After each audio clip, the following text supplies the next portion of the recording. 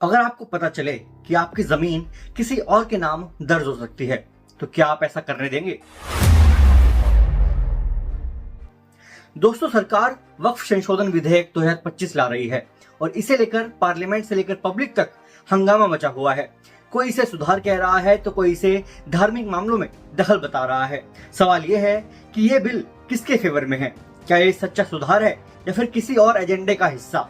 चलिए बिना time waste किए इस बिल के 10 सबसे विवादित पॉइंट्स पर नजर डालते हैं जो संसद में हंगामा मचा रहे हैं। नहीं, वक्फ बोर्ड के खिलाफ हैं हम लोग। इसलिए खिलाफ हैं क्योंकि भारतीय जनता पार्टी हर जगह हस्तक्षेप करना चाहती है। भारतीय जनता पार्टी हर जगह अपना कंट्रोल चाहती है। सेक्शन 40 के तहत वक्फ बोर्ड, आप लोग बार बार कहते ना ये ऐसा नहीं है, ऐसा ही है सेक्शन 40 में। और चंद्रबाबू नायडू, नीतीश कुमार, चिराग पासवान और जयंत चौधरी, याद रखो, हम कभी भी तुम्हारी इस चीज को माफ नहीं करेंगे। वक्फ बोर्ड में गैर मुस्लिमों की एंट्री। अब तक वक्फ बोर्ड सिर्फ मुस्लिमों का होता था, लेकिन नए बिल में सरकार ने गैर मुस्लिमों को भी मेंबर बनाने का प्लान किया है। सरकार कह रही है इससे पारदर्शिता बढ़ेगी, मगर all India Muslim personal law board और कुछ मुस्लिम नेता इसे धार्मिक हस्तक्षेप बता रहे हैं। तो सवाल यह है, अगर मंदिर ट्रस्ट में गैर हिंदू नहीं होते तो फिर वक्फ बोर्ड में गैर मुस्लिम क्यों? दूसरा पॉइंट, वक्फ बाय यूजर का गेम अब खत्म हो चुका है। पहले कोई प्रॉपर्टी अगर लंबे समय से मुस्लिम कम्युनिटी इस्तेमाल कर रही हो तो उसे वक्फ घोषित किया जा सकता था। अब सरकार कह रही है भाई ऐसा कोई नियम नहीं चलेगा। विपक्ष इसे मस्जिदों, कब्रिस्तानों और दरगाहों पर हमला बता रहा है।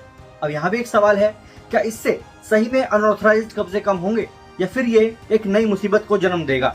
थर्ड पॉइंट, डीएम यानी जिला मजिस्ट्रेट का दबदबा अब बढ़ गया है।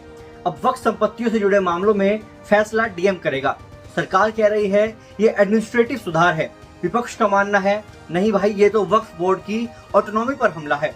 तो क्या ये सही सुधार है या पॉलिटिकल कंट्रोल बढ़ाने की चाल? फोर्थ पॉइंट, हाई कोर्ट में अपील, राहत या चालाकी। पहले वक्फ ट्रिब्यूनल का फैसला फाइनल होता था, अब हाई कोर्ट में अपील की जा सकती है। सरकार का कहना है कि ये न्यायिक सुधार है, वहीं विपक्ष का मानना है कि ये तो प्रॉपर्टी के दावे कमजोर करने की चाल है। अब हमारा सवाल इस पर है, तो क्या इससे न्याय मिलेगा या फिर मामले और ज्यादा उलझ जाएंगे? पांचवा पॉइंट, बिना दान किए कोई प्रॉपर्टी वक्फ की नहीं। पहले दावे के आधार पर कोई भी प्रॉपर्टी वक्फ की मानी जा सकती थी। अब सरकार कह रही है नहीं भाई, पहले डोनेशन दो फिर वक्फ बनेगा, जिसे विपक्ष वक्फ की शक्ति छीनने का प्रयास बता रहा है। तो क्या इससे वक्फ की ताकत कम होगी या फिर ये एक जरूरी सुधार है? छठा पॉइंट, सरकारी जमीन पर अब नहीं चलेगा वक्फ का दावा। सरकार कह रही है जो सरकारी जमीनें हैं उन्हें वक्फ के दायरे से बाहर किया जाएगा। विपक्ष का कहना है कि ये तो प्रॉपर्टी कब्जाने की एक साजिश है। तो सवाल है, क्या इससे सरकारी संपत्तियों की रक्षा होगी या फिर ये एक नया विवाद खड़ा करेगा? सातवां पॉइंट, वक्फ बोर्ड में महिलाओं और ओबीसी प्रतिनिधित्व। सरकार ने कहा महिलाओं और ओबीसी मुसलमानों को भी वक्फ बोर्ड में शामिल किया जाएगा। कई मुस्लिम संगठन बोले ये बस दिखावे का एक स्टेप है। तो क्या ये सही में बड़ा सुधार है या बस एक पॉलिटिकल टोकन? आठवां पॉइंट, वक्फ प्रॉपर्टी का पूरा रिकॉर्ड ऑनलाइन अपलोड होगा। अब सभी वक्फ संपत्तियों का रिकॉर्ड सेंट्रल पोर्टल पर अपलोड होगा। सरकार का कहना है कि ये पारदर्शिता बढ़ाने के लिए है। विपक्ष का मानना है कि ये निगरानी का एक नया तरीका है। अब आपके लिए एक सवाल है, तो क्या ये एक अच्छा कदम है या फिर इससे और ज्यादा दिक्कतें होंगी? नौवां पॉइंट, अब केंद्र सरकार वक्फ संपत्तियों का ऑडिट कर सकती है। पहले वक्फ बोर्ड ही ऑडिट करता था, अब सरकार खुद वक्फ खातों का ऑडिट करेगी। विपक्ष का दावा है कि ये तो वक्फ बोर्ड की स्वतंत्रता छीनने की एक साजिश है। हमारा सवाल इस पर है, तो क्या इससे पारदर्शिता आएगी या फिर सरकार का कंट्रोल और ज्यादा बढ़ जाएगा? 10वां और आखिरी पॉइंट, ये बिल संविधान के खिलाफ है। विपक्ष का कहना है कि ये बिल संविधान के अनुच्छेद 14 और 26 के खिलाफ है। वहीं सरकार का मानना है कि बिल मुस्लिम समुदाय के हित में है। तो सबसे बड़ा सवाल ये है कि क्या ये बिल सही में मुस्लिम समुदाय के लिए ही है या फिर इसके पीछे कोई और राजनीति छिपी है?